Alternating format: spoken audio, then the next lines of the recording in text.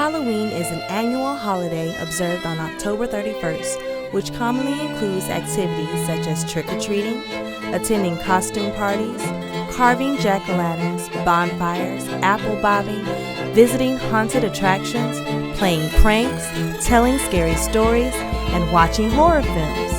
But do you know how it started?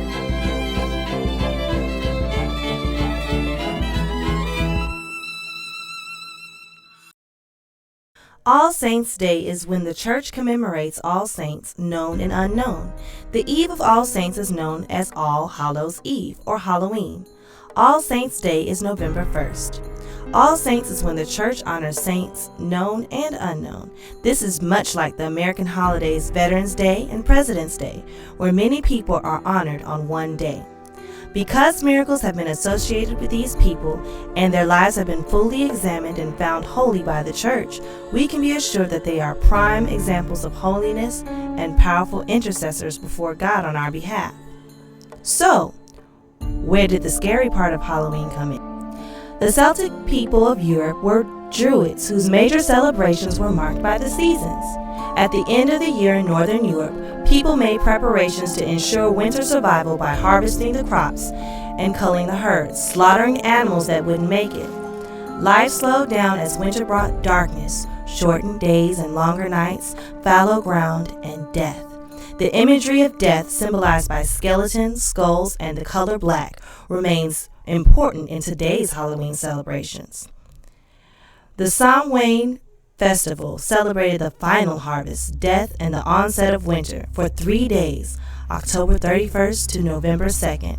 The Celts believed the curtain dividing the living and the dead lifted during Samhain to allow spirits of the dead to walk among the living, ghosts haunting the earth.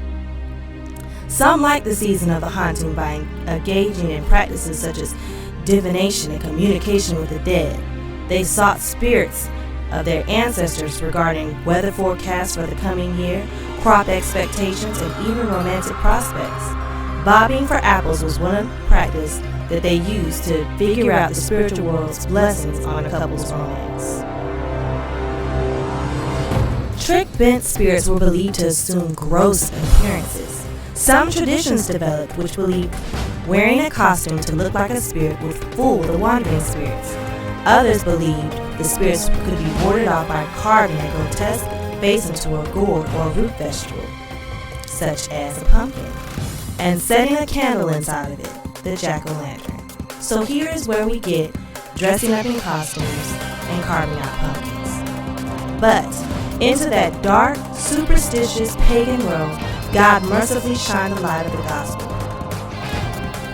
Pope Gregory IV reacted to the pagan challenge by moving the celebration of All Saints' Day in the 9th century. He set the date at November 1st, right in the middle of Samhain. As the centuries passed, Samhain and All Hallows' Eve mixed together.